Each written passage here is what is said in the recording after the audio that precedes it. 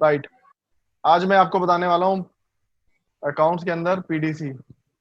जैसे नाम से ही जो है इसका पीडीसी मतलब पोस्ट डेटेड चेक्स, है ना। तो पीडीसी क्या है और इसकी एंट्री की जरूरत हमें क्यों पड़ेगी, पहले थोड़ा सा इसके बारे में जानकारी आपको दे दूं। अभी क्या होता है ना कि जब हमने कहा था कि आप कलेक्शन के लिए जब आप जाते हैं अपने क्लाइंट के पास पेमेंट के लिए जाते हैं, तो कस्टमर हमें आगे की करंट डेट से इन फ्यूचर की डेट के हमें चेक दे देता है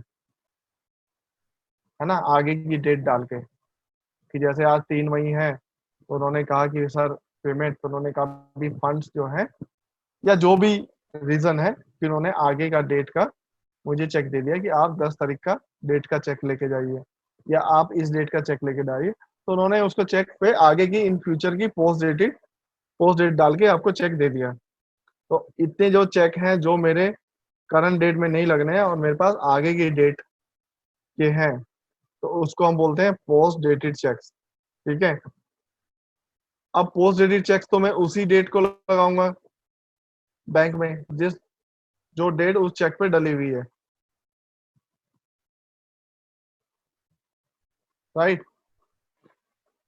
तो उसके लिए हमने क्या सिस्टम बनाया कि आप अभी यहाँ पे पोस्ट डेटेड चेक की एंट्री कर लेंगे। इससे दो चीजें होती हैं। पीडीसी चेक की मैंने एंट्री कर ली, लेकिन अभी वो मेरा अकाउंट में पोस्ट नहीं हुआ है। पोस्ट वो उस दिन होगा जिस दिन में उसकी डेट होगी डिपॉजिट डेट। तो सिस्टम आपको ये अपने आप बता देगा कि इस दिन आपकी ये चेक लगने वाला है। ठीक है।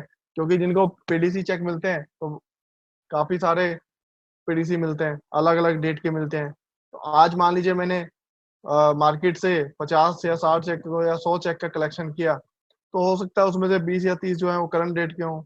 कुछ चेक मेरे 2 दिन बाद के हैं, कुछ चेक मेरे 1 हफ्ते के बाद के हैं, या 10 दिन बाद के हैं। तो ये रूटीन जो है वो डेली बेसिस पे चलता है। तो डेली वो क्या करते हैं, अपने चेक फीड करते रहते हैं। अब उनको ये देखना होता है कि मेरे इस डेट में कौन से चेक लगने हैं। तो हम क्या करते हैं, उसके लिए पेइंग स्लिप भरते हैं कि जिस डेट में भैया चेक लगने हैं वो पेइंग स्लिप भरेंगे। तो सॉफ्टवेयर क्या करेगा कि पीडीसी चेक को जब आप बैंक में डिपॉजिट करना है तो आप पेइंग स्लिप भरेंगे, तब वो उतने ही चेक फिल्टर करके आपके सामने ले आएगा। दूसरा बेनिफिट ये होता है कि जो बिल के अगेंस्ट, जिस बिल के अगेंस्ट मैंने वो चेक लिया है पीडीसी, वो मेरी आउटस्टैंडिंग रिपोर्ट से हट जाता है। ठीक है। तो दो इफेक्ट हुए, आउटस्टैंडिंग रिपोर्ट से हट जाता है, मतलब उसमें ये बताता है कि आपको जो है जो बिल था आपका ड्यू था, इसके अगेंस्ट में आपको पीडीसी मिला हुआ है, कि मैं दोबारा उस पेमेंट की डिमांड उस कस्टमर से ना करूं। ठीक। तो यही सब एंट्री हम देखते हैं इसमें। पीडीसी एंट्री में क्या करना है हमें सबसे पहले, कि यहाँ पर पीडीसी एंट्री में जाके रिसिप्ट की एंट्री, मतलब जो चेक हमें रिसीव हुए हैं हम पीडीसी एंट्री से करेंगे। ये एंट्री सेम ऐसी है जैसे हमने और अदर चेक का रिसीविंग एंट्री डाली थी। तो जैसे ही आप यहाँ पे जाते हैं, तो अब हमने यहाँ पे फर्म सिलेक्शन किया, एंट्री डेट आ गई, और हमने यहाँ पे बता दिया कि हमें किस डेट के पे हम एंट्री कर रहे हैं। ठीक है। रिसिप्ट एंट्री की तरह है, आप बिल नंबर डाल के भी कर सकते हैं, और बिल नंबर नहीं है तो आप जो है पार्टी का नाम सर्च करके भी यहाँ पर एंट्री कर सकते हैं।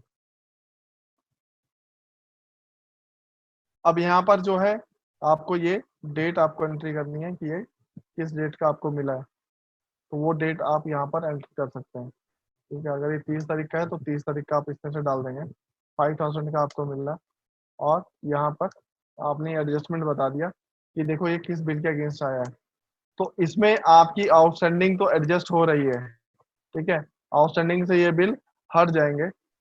ऑप्शन आएगा आउटस्टैंडिंग में विद पीडीसी देखना है या विदाउट पीडीसी। तो पीडीसी लेस करके वो आपको बता देगा कि ये आपका इतना अमाउंट आपको अभी और लेना है उस पार्टी से। तो एसके से हम वही अमाउंट डिमांड करेंगे जो उसका एक्चुअल पेंडिंग है पीडीसी लेस करने के बाद। ठीक है। तो यहाँ पर हमने ये चेक नंबर डाल दिया, चेक डेट हो गई, और इसके बाद हमने यहाँ पे बैंक को, किस बैंक का उसने हमें चेक दिया, पार्टी का बैंक, तो ये एंट्री हमने यहाँ पे कर दी है। अगर मैं यहाँ पर मल्टीपल एंट्रीज भी आप कर सकते हैं, अलग अलग पार्टीज की अलग अलग।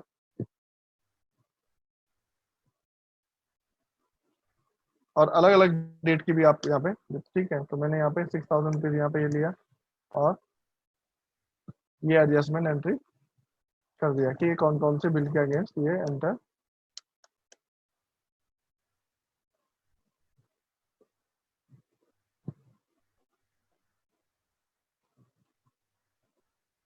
राइट। तो जब मैंने इसको सेव कर दिया, अब इसका हम इफेक्ट देख लेते हैं। अच्छा, इस एंट्री में एक चीज और है कि अभी हमने यहाँ पर सिर्फ पार्टी का नाम पूछा है और अमाउंट पूछ के एडजस्टमेंट कर दिया। इसमें अभी मैंने बैंक कहीं भी सिलेक्ट नहीं किया, क्योंकि मुझे ये नहीं पता कि मेरे पास अगर एक से ज्यादा बैंक में अकाउंट है, ये चेक मैं किस बैंक में लगाऊंगा। ठीक है, तो वो जिस दिन हम उसको पोस्ट करेंगे, हम उस दिन उस वहां पर हम बैंक सेलेक्ट करेंगे कि हमें किस बैंक में ये पोस्ट करना है, तो हम उसी बैंक का ही पेइंग स्लिप बनाएंगे। तो ये आपने इस तरह से एंट्री कर ली और ये इसका सिंपल प्रिंट में इसका रिसिप्ट वो है एक तरह से कि कितने आपने पेमेंट आज कलेक्शन किया। ठीक, तो ये होगा पीडीसी रिसिप्ट का एंट्री। अगर हम इसके बाद अगर लेजर देखते हैं यहाँ पे, अगर मैं एस के एजेंसी की बात करूं, तो अगर मैं जैसे ही उस पर कर्सर ले गया, तो आप नीचे यहाँ बॉटम पे देखिए कि आपका डेबिट इतना बैलेंस टोटल हुआ था, ओपनिंग मेरा 0 था, मतलब टोटल डेबिट इतना हुआ उसके लेजर में, ये डेबिट साइड में जो शो हो रहा है, और टोटल क्रेडिट इतना हुआ। राइट। अब लेजर का बैलेंस जो है वो 6565 है, तो मुझे एक्चुअल बैलेंस जो है अभी वो इतना है। लेकिन मुझे यहाँ नीचे देखिए आपको एक चीज शो हो रही है कि आपको पीडीसी उसका ऑलरेडी 5000 रुपये का मुझे मिला हुआ है, जिसको मैंने अभी डिपॉजिट नहीं किया है, लेकिन मेरे पास पेमेंट पार्टी दे चुकी है। तो दैट मीन्स मुझे उससे नेट और कितना लेना है, वो अभी 1565 लेना है। ठीक है, तो मेरा जो है आउटस्टैंडिंग की जब मैं रिपोर्ट निकालूंगा, तो मैं इतने की निकाल के अगली बार उसके पास जाऊंगा कि मुझे सर इतना पेमेंट आपसे और लेना है। ठीक है, क्योंकि अगर हम ये डिमांड करेंगे तो वो ऑलरेडी ये कह सकता है कि भाई मैंने तो आपको एक चेक दे रखा है, तो वो हमारा पीडीसी चेक हमारे पास ऑलरेडी यहाँ पर है। और इसी तरह अगर इसका मैं जैसे यहाँ पर पार्टी का जो अकाउंट है, और यहाँ पर मैं F9 प्रेस करूंगा, ये नीचे लिखा हुआ है F9 आउटस्टैंडिंग के लिए, तो पर्टिकुलर उसी पार्टी का आप आउटस्टैंडिंग यहाँ पे अकाउंट सेलेक्ट हो गया, आउटस्टैंडिंग रिपोर्ट निकाल सकते हैं। तो यहाँ अगर आप यहाँ पर देखेंगे तो यहाँ पे देखिए इंक्लूड पीडीसी लिखा हुआ है। और इसको थोड़ा और डिटेल के लिए मैं यहाँ पर देख लेते हैं कि यहाँ पर ये पीडीसी रिसिप्ट पे आप यहाँ पे क्लिक कर सकते हैं। तो जब आप इस रिपोर्ट को आप देखेंगे तो ये आपको इस तरह से दिखाएगा। ठीक है, कि आपको जो है अभी वो 1565 लेना है, आउटस्टैंडिंग में वो 5000 लेस करके आपको दिखा रहा है। तो वो यहाँ पर ये दिखा रहा है कि आपको जो है इस ये जो है इसके अगेंस्ट आपको इतना अमाउंट जो है वो सॉरी 30 तारीख का आपके पास पीडीसी पड़ा हुआ है, तो वो बिल वाइज भी आपको शो कर रहा है। ठीक है, तो इस तरह से आपको ये शो करेगा। अगर इस पार्टी का आप लेजर प्रिंट करेंगे, इंटर मैंने किया और उसका अगर मैं लेजर यहाँ पर ऑन स्क्रीन मैंने देखा ये, और यहाँ पर मैं इसको अगर प्रिंट करता हूँ,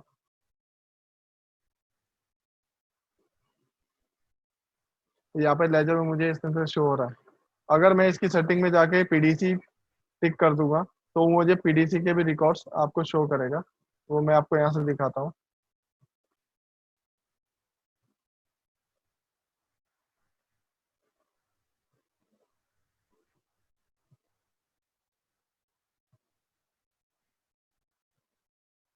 एसके एजेंसी, और यहाँ पर आप देखेंगे नीचे का ऑप्शन है प्रिंट पीडीसी करके। इस पे आप जब क्लिक किया आपने प्रिंट पीडीसी पे और इसको आप प्रिंट करते हैं, तो आपके जो स्टेटमेंट है लेजर वो इस तरह से आएगा, है ना। ये लेजर बैलेंस यहाँ तक है, और नीचे उसने एक हेडिंग दिया पीडीसी, और 30 मार्च का आपको 5000 का और है, तो आपका नेट बैलेंस ये आ रहा है। स्टेटमेंट में भी इस तरह से आप ये निकाल के दिखा सकते हैं कि आपका ये आ गया। ठीक है, ये तो हो गया आपका जब पीडीसी रिसिप्ट की आप एंट्री कर रहे हैं, तो रिसिप्ट एंट्री से उसका क्या इफेक्ट हो रहा है। नंबर वन, कि आउटस्टैंडिंग इफेक्ट हो रही है, पार्टी के लेजर में भी इफेक्ट होगा अगर आप विद पीडीसी देखेंगे, लेकिन उसके अकाउंट में अभी भी पोस्ट नहीं हुआ। अभी वो जो एंट्री है वो होल्ड पे है ना, तो उसका एक पार्शली इफेक्ट हो रहा है, पर जब हम उसको पोस्ट कर देंगे तब वो उसका इफेक्ट आ जाएगा। और उसके लिए हमें अब नेक्स्ट स्टेप क्या है, पेइंग स्लिप। तो पेइंग स्लिप के लिए क्या है कि जो बैंक में हम डिपॉजिट करते हैं, तो हमने यहाँ पर एंट्री किया, डिपॉजिट डेट डाली कि हमें किस डेट को डिपॉजिट करना है। जनरली करंट डेट ही होती है क्योंकि ये काम लोग डेली रूटीन पे करते हैं। ठीक है, तो उन्होंने डेट डाली। अब उन्होंने कहा कि मुझे चेक किस डेट तक के चाहिए, तो करंट डेट ही रखेंगे। और यहाँ पर फिर वो बैंक सेलेक्ट करते हैं कि मुझे किस बैंक में ये चेक डिपॉजिट करने हैं। तो जैसे ही आप ये रीड करते हैं तो उस डेट तक के जो पेंडिंग चेक्स होंगे वो सारे आ जाएंगे जो मैंने डिपॉजिट नहीं किए हैं। ठीक है, अगर ये इसमें कोई अगर आगे की ड्यू डेट का भी चेक होता है तो वो भी आपकी एंट्री होगी, पर वो नहीं आएगा। तो जैसे अगर मान लीजिए मैं यहाँ पर एक एंट्री और कर देता हूँ, तो ये एंट्री मैंने एक और डाला हूँ यहाँ पे। ठीक है, ये मैंने आगे की डेट का मुझे चेक रिसीव हुआ तो मैंने यहाँ पे डाल दिया, मुझे ये नेक्स्ट मंथ का जब मिला है। और यहाँ पर आपने अमाउंट डाल दिया जो रिसीव हुआ, और आपने बिल एडजस्ट कर दिए। ठीक है, ये बिल आपके एडजस्ट हो गए। चेक नंबर आपने डाल दिया, चेक डेट और किस बैंक के थ्रू आपको मिला है, तो ये आपने सेव कर दिया। ठीक है, तो अगर हम यहाँ पे रीड करते हैं तो मेरे पास फिर भी दो ही चेक आ रहे हैं, वो आगे डेट का नहीं आएगा। जब आप ये डेट आगे की यहाँ पर डालेंगे तभी वो मुझे शो करेगा। और जो चेक अप टू डेट है वो आपकी डिपॉजिट डेट से आगे नहीं हो सकती, कि अगर आप यहाँ ऐसा नहीं कर सकते कि नहीं मैं 4 तारीख की चेक ले लूँ, तो वो नहीं लेने देगा। ठीक है, तो चेक डेट जो होगी वो आपकी डिपॉजिट डेट से सेम या उससे पहले की होनी चाहिए, तो वो आगे आपको नहीं जाने देगा। और बैंक आप सिलेक्ट कर सकते हैं, ये आपने रीड कर दिया। इसके बाद अगर आप सेलेक्ट करना है तो आप सेलेक्ट करके इस बैंक में जैसे ही इसको यहाँ पर पोस्ट करेंगे तो वो सेव करेंगे तो वो आपका पोस्ट हो जाएगा। पर वो आपका जो है वो एक ही चेक होगा, एक आपका पेंडिंग रहेगा। तो आप यहाँ पे सिलेक्ट ऑल भी कर सकते हैं, नीचे सिलेक्ट ऑल का ऑप्शन भी है, अदरवाइज आप सिलेक्शन करके डाल सकते हैं। तो जैसे ही आप इसको सेव करेंगे तो ये चेक आपके इससे से पोस्ट हो गए। अब ये अनपोस्ट से पोस्टेड में आ गए। तो अगर आप इसका पेइंग स्लिप यहाँ पे निकालते हैं तो ये आपकी पेइंग स्लिप इस तरह से बन जाएगी, जो मैंने कल बताई थी एक अलग से, कि अगर आप रिसिप्ट एंट्री डालते हैं, मल्टी रिसिप्ट डालते हैं या पीडीसी डालते हैं तो सबका आप कंबाइंड पेइंग स्लिप भी निकाल सकते हैं। पर यहाँ पर वो पेइंग स्लिप निकल रही है जो सिर्फ आपने पीडीसी के थ्रू अभी चेक पोस्ट कर रहे हैं। तो इसका वापस फिर से बेनिफिट वही है कि अगर पीडीसी के अंदर मुझे यहाँ पर इतने चेक शो हो रहा है कि इतने चेक मुझे फिल्टर करके उसने दिखा दिया कि 31 तक आपके इतने चेक जमा होने हैं, तो मेरे पास मेरे ड्रॉस के अंदर मेरे ऑफिस में मेरे पास इतने चेक होने चाहिए जो मुझे डिपॉजिट करने हैं, है ना। तो ये यहाँ पर भी हमें उसमें बेनिफिट मिलता है। इसके बाद जो है ये पोस्ट जो है वो 31 तारीख में हो गई। चेक डेट आपकी सारी 30 तारीख की थी, पर मैंने जो डिपॉजिट किया वो 31 को किया है। तो मेरे लेजर के अंदर जो पोस्टिंग है वो 31 में आपकी आ चुकी है। वापस अगर हम एसके का देखें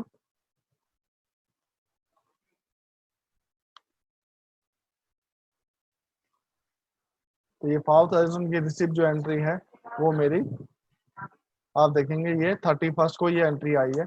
इससे पहले ये वाउचर आपका पोस्ट नहीं था। ठीक है, तो ये एंट्री आपके रिसिप्ट की इस तरह से यहाँ पर आ गई है। और तो ये आपका हुआ पीडीसी का, आपका इस तरह से पोस्ट हो गया। तो अब ये इसमें जो थर्ड ऑप्शन है ये आपका पोस्टेड है। पिंक स्लिप पोस्टेड मतलब हमें वो एंट्री देखनी है जो मैं ऑलरेडी बैकडेट में पोस्ट कर चुका हूँ। कि जैसे मैंने 1 नंबर पोस्ट किया था वो मुझे देखना है ना, या 2 नंबर किया था वो भी मुझे देखना है। क्योंकि इसमें ये हो सकता है कि एक चेक मान लीजिए आपका बाउंस हो गया या कोई और रीजन है कि वो आपको बैंक ने वापस दे दिया वहीं से, कि मुझे ये नहीं शो करना है, मुझे पोस्ट ही नहीं करना है। एक तो ये होगा कि आपने पोस्ट कर दिया है, बैंक में चला गया, बाउंस हो गया, तो ये तो रिसिप्ट एंट्री होगी, तो मैं फिर उसका रिवर्स चेक बाउंस की एंट्री डालूंगा।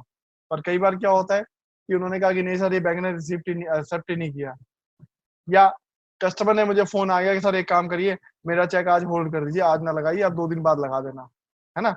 तब तक मैं पोस्ट कर चुका था इसको, लेकिन मैंने बैंक में डिपॉजिट नहीं किया था। तो अगर मुझे अनपोस्ट करना है तो वापस से फिर मैंने मान लीजिए यहाँ से चेक सेलेक्ट किया और इसको सेव कर दिया, तो ये अनपोस्ट हो गया। तो एक चेक जो है वापस वो रिवर्स वापस से पीडीसी के अंदर वापस खड़ा हो गया। ठीक है, तो मेरा एक चेक पोस्ट है और एक मैंने वापस उसको कर दिया। तो ये एंट्री आप यहाँ से कर सकते हैं। यहाँ से आप पोस्ट भी कर सकते हैं और अनपोस्ट भी कर सकते हैं। ये एक ही चीज है, पेइंग स्लिप बहुत, मतलब यहाँ पर अगर आप ये देख रहे हैं तो यहाँ से आप 2 नंबर आपने खोला तो यहाँ से आप क्लिक करके सेव करेंगे तो ये नीचे पोस्ट में आ गया, और यहाँ से क्लिक करेंगे सेव करेंगे तो ये अनपोस्ट में हो गया। ठीक है, तो इसमें दोनों एंट्रीज आप कर सकते हैं। इसके बाद ये तो था आपका रिसिप्ट का, राइट। तो जैसे अगर मैं पीडीसी रिसीव कर रहा हूँ, ऐसे मैं पीडीसी पेमेंट भी करता हूँ। अब इसमें एक समस्या ये आती है, जो लोग इसको यूज करते हैं, ठीक है, तो वो जब पीडीसी रिसीव कर रहे हैं यहाँ पे, तो मैंने क्या किया था कि पीडीसी रिसीव में मैंने एंट्री डेट मैंने कहा था कि ये मेरी एंट्री डेट है। तो एंट्री डेट तो भैया मुझे आज की है ना, तो मुझे आज चेक रिसीव है तो मैं आज ही एंट्री करूंगा। पर चेक की डेट मेरी क्या है, आगे की है। जैसे मैंने कहा था कि एक एंट्री मैंने करके भी दिखाई थी आपको कि मेरा जो चेक है वो ड्यू डेट का आगे मुझे मिला है, अप्रैल का मिल गया है ना, या आपको मई का मिल गया है, तो वो आगे की डेट का मेरे पास चेक है। तो मैंने क्या करा कि यहाँ पर जैसे मान लीजिए मैं डाल दी कि 15 अप्रैल का है, तो मुझे चेक डेट यहाँ पर आपको डालनी है। अब लोग क्या करते हैं, एंट्री के टाइम पे वो एंट्री सीधा यहाँ पर 15 अप्रैल डालते हैं, राइट। तो इससे उनको ये मैसेज आता है अगर मेरा ये सॉफ्टवेयर जो है वो 10 अप्रैल को एक्सपायर होने वाला है और आपने रिन्यू नहीं कराया, उसकी एक्सपायरी जो है वो 10 अप्रैल है, तो वो आपको मैसेज देता है कि आप आगे एंट्री नहीं कर सकते। तो उन लोगों के लिए ये है कि आप एंट्री डेट आपकी करंट डेट रखें, और जो चेक की डेट है वो आप पार्टी के सामने जो डेट डाली है यहाँ पर एंटर करेंगे, तो आपको वो एरर नहीं आएगा, वो मैसेज नहीं आएगा, सॉफ्टवेयर आपको कहीं भी रिन्यूअल की सब्सक्रिप्शन की वजह से पीडीसी एंट्री को नहीं रोकेगा। ये मैंने सेव कर दिया। अब इसमें मान लीजिए ये चेक जो है, अगर आप इसकी बात कर रहे हैं पीडीसी चेक की, भाई ये मैंने 31 को एंट्री तो कर दी, लेकिन इसकी क्लियरिंग डेट कब है, 15 को है। दैट मीन्स वो नेक्स्ट ईयर में है, नेक्स्ट फाइनेंशियल ईयर में। तो इसके लिए आपको क्या करना है कि जब आप ट्रांसफर नेक्स्ट ईयर कर रहे हैं, जब आप ट्रांसफर नेक्स्ट ईयर कर रहे हैं और अगर आप पीडीसी का काम करते हैं, मतलब पोस्ट डेडी चेक्स, जो ये सिस्टम है ये आप अडॉप्ट करते हैं, इस मेथड से आपकी वर्किंग चलती है, तो आपको यहाँ पर एक चीज ध्यान देनी है कि जब भी आप ट्रांसफर नेक्स्ट ईयर करें तो आप यहाँ पे ट्रांसफर पीडीसी चेक करेंगे, पर उससे पहले आपको एक चीज ध्यान रखनी है कि उस जब आप जैसे मान लीजिए आज आप ट्रांसफर कर रहे हैं 31 को, तो आज के जो चेक हैं जो बैंक में लगने हैं वो मैं ऑलरेडी पेइंग स्लिप के थ्रू यहाँ से पोस्ट कर चुका हूँ, उसके बाद ही आप ट्रांसफर नेक्स्ट ईयर करें। ऐसा ना हो कि आपके सिस्टम में मान लीजिए 50 चेक पीडीसी दिखा रहा है और आपने ट्रांसफर नेक्स्ट ईयर कर दिया और उसके बाद आप कहते हैं कि नहीं, कि भाई मेरे तो कुछ चेक ऐसे थे जो 31 में ही लग रहे थे। क्योंकि सॉफ्टवेयर क्या करता है कि जो पीडीसी चेक्स है वो ही मान के चलता है कि भाई आपको नेक्स्ट ईयर में लेने हैं, तो वो रिकॉर्ड ट्रांसफर में उनके रिकॉर्ड्स आगे शिफ्ट कर देता है। तो उस केस में क्या होता है कि लास्ट ईयर में अगर आप पीडीसी एंट्री करने जाएंगे ट्रांसफर करने के बाद, तो वो आपको नहीं करने देगा, क्योंकि वहां उसको शो ही नहीं करेगा कि उसके पास कुछ पेंडिंग है। ठीक है, तो ये बहुत इंपॉर्टेंट चीज है कि जब भी आप ट्रांसफर पीडीसी यहाँ पे टिक करके ट्रांसफर नेक्स्ट ईयर कर रहे हैं, तो आपको ये इंश्योर कर लेना है कि आपके आज की मतलब उस डेट तक की कोई पेंडिंग चेक ऐसे नहीं है जो आपको डिपॉजिट करने हो। आप डिपॉजिट करने के बाद ही ये ट्रांसफर करना है। और अगर जिन लोगों ने ये ट्रांसफर नहीं किया है, ट्रांसफर नेक्स्ट ईयर कर दिया, उसके बाद भी अगर आपको रिकॉर्ड्स आपने लास्ट ईयर में एंट्री करके पोस्ट कर दिए, देन बाद में आपने कहा कि नहीं सर हो सकता है शाम तक कुछ और चेक्स आए, है ना, तो वो सब काम करने के बाद आप बाद में भी सिर्फ बाकी ऑप्शन हटा दीजिए और अकाउंट और आउटस्टैंडिंग के बाद आपको जो है पीडीसी टिक करके अगर आप ट्रांसफर आगे कर लीजिए, तो वो रिकॉर्ड फिर भी आपके आगे पहुंच जाएंगे। ठीक है, तो ये चीजें आपको ध्यान रखनी है। और इसके बाद पेमेंट की बात करें, तो जैसे ही मैं पीडीसी चेक रिसीव करता हूँ, ऐसे ही मैं ड्यू डेट के चेक आगे अपने सप्लायर को भी देता हूँ कि आज मेरे पास पेमेंट लेने आए, मैंने कहा यार आज जो है बैंक में फंड कम है या ज्यादा है, मैं आपको 2 दिन बाद का चेक दे रहा हूँ, आप उसको डिपॉजिट कर लेना। तो मैं उसको भी एंट्री यहाँ पे पीडीसी पेमेंट के अंदर यहाँ पे एंट्री करूंगा। इसका भी सेम वही है। अब चूंकि बैंक से मैं इशू कर रहा हूँ तो मुझे ये मालूम है कि मैं कौन से बैंक से चेक दे रहा हूँ, तो मैं यहाँ पर बैंक सेलेक्ट कर लूंगा मैंने इस बैंक से मुझे जो है पेमेंट करना है, और यहाँ पर आप जो है सप्लायर का अकाउंट सेलेक्ट किया और आपने यहाँ पर उसको अमाउंट भर के दे दिया। तो यहाँ पर आप डेट डाल सकते हैं कि किस डेट को मुझे आगे ड्यू डेट का देना है, और इस तरह से आप अपनी, इसका भी इफेक्ट वही है कि आपकी आउटस्टैंडिंग जो है इमीडिएट इफेक्ट हो जाएगी। ठीक है,